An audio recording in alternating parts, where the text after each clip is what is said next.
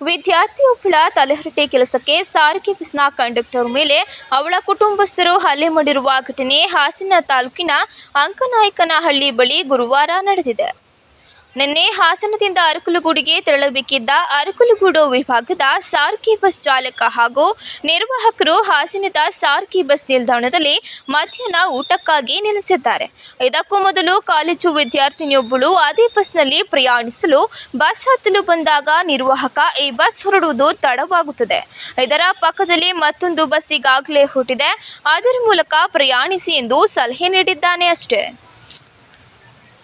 ಎಷ್ಟಕ್ಕೆ ಕೆರಳಿದ ವಿದ್ಯಾರ್ಥಿನಿ, ಇದು ಸರ್ಕಾರದ ಬಸ್, ಎಷ್ಟು ಹೊತ್ತಾದರೂ ನಾನು ಇದೇ ಬಸ್ನಲ್ಲಿ ಗ್ರಾಮಕ್ಕೆ ತೆರಳುತ್ತೇನೆ ಎಂದು ಬಸ್ ಹತ್ತಿ ಅದೇ ಬಸ್ನಲ್ಲಿ ವಿದ್ಯಾರ್ಥಿನಿ ಕುಳಿತು ಕಾಯಲಾರಂಭಿಸಿದ್ಲು.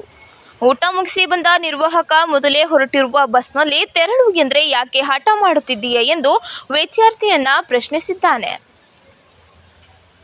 ಇದಕ್ಕೆ ವಿದ್ಯಾರ್ಥಿನಿ ತಮ್ಮ ಪೋಷಕರಿಗೆ ಕರೆ ಮಾಡಿ ಕಂಡಕ್ಟರ್ ನಮ್ಮ ಊರಿನಲ್ಲಿ ಬಸ್ ನಿಲ್ಲಿಸಲ್ಲ ಎಂದು ಹವಾಸ ಹಾಕುತ್ತಿದ್ದಾನೆ ಎಂದು ತುತ್ತೂರಿ ಊದಿದ್ದಾಳೆ.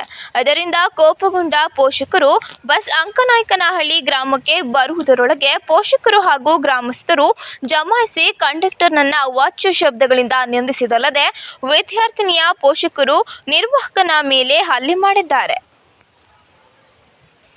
ಬಸವರಾಜ್ ಹಲ್ಲೆಗೊಳಗಾದ ಕಂಡಕ್ಟರ್ ಆಗಿದ್ದು ಅರಕಲಗೂಡು ಪೊಲೀಸ್ ಠಾಣೆಗೆ ಈ ಕುರಿತು ಅವರು ದೂರು ನೀಡಿದ್ದಾರೆ.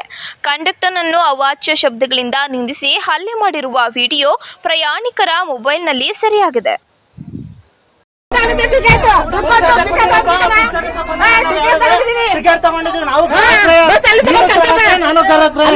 ಆತರ ಮಾತಾಡೋಕೋಬೇಡ, ಬಸ್ ಬಿಡೋದಲ್ಲ ಅದ್ ಬಿಡೋದಿಲ್ಲ ಅಂತವ ಮತ್ತೆ ಬೇರೆ ಬಾಡಿ ಅರೇಂಜ್ ಮಾಡ್ಕೊಡ್ತಾರ ಬಿಡ್ರಿ.